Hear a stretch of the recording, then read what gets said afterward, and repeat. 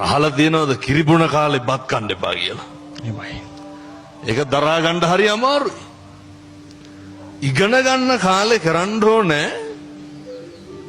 ඉගෙන ගන්න එක. ප්‍රේම සම්බන්ධතා ගොඩනගනවා කියන එක මේ අතිරේක කාරණයක්. මොකද මෙහෙම දේශනා කරන්න හේතුව මේක තමයි දරා ගන්න බැරිකම. මේකට ඔය දඩබ්බර තරුණයෝ කියනවා බජාර් භාෂාවෙන් අර සමහරු කියනවා ජෙල කියලා නේ.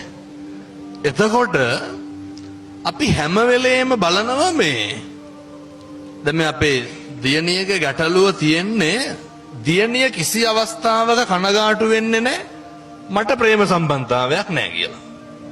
ඒ අතින් දියණිය බොහොම විශිෂ්ට තැනක ඉන්නවා.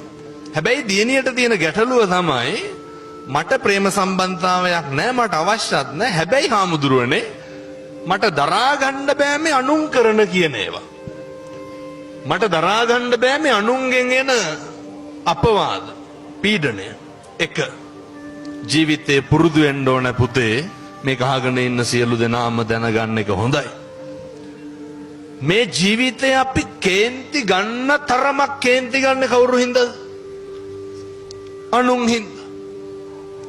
මේ ජීවිතේ කලබල වෙන තරමක් කලබල වෙන්නේ කවුරු හින්දාද?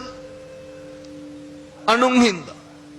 හැබැයි අපිට ඊට වඩා ඔය සංස්කෘත පඬිවරයෙක් කියනවා නච්චාදේපි කවුපේනං දංශමස කාපහම් සුනක් පුච්ච මෙවර්තම් පණ්ඩිතං ධර්ම වර්ජිතං.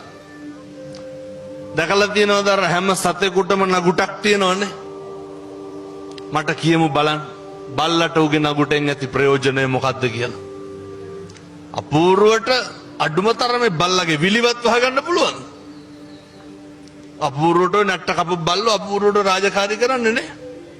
එතකොට පඬිවරයා කියනවා මේ සදාචාරය හික්මීම මේ ටික තුලින් ගදරදි ස්වම්පෝෂිත නම් ඒ ටික ගැන හිතලා සතුටු වෙන්න ඒ මිනිස්සු හරි දුර්ලභයි. හැබැයි පිටස්තර ලෝකයෙන් නැගෙන යෝජනා චෝදනා අපවාදවලට පිළිතුරු හොය හොයා ඉඳ ගියොත් එහෙම මේ දරුවන්ට මොකද වෙන්නේ? ඉගෙන ගන්න හම්බෙනවද? අර අපි ප්‍රමිතිගත වුණාට පස්සේ අපි සම්පූර්ණ වුණාට පස්සේ ඒ වගේ අඩුපාඩුවක් වෙන්නේ නැති වෙයි.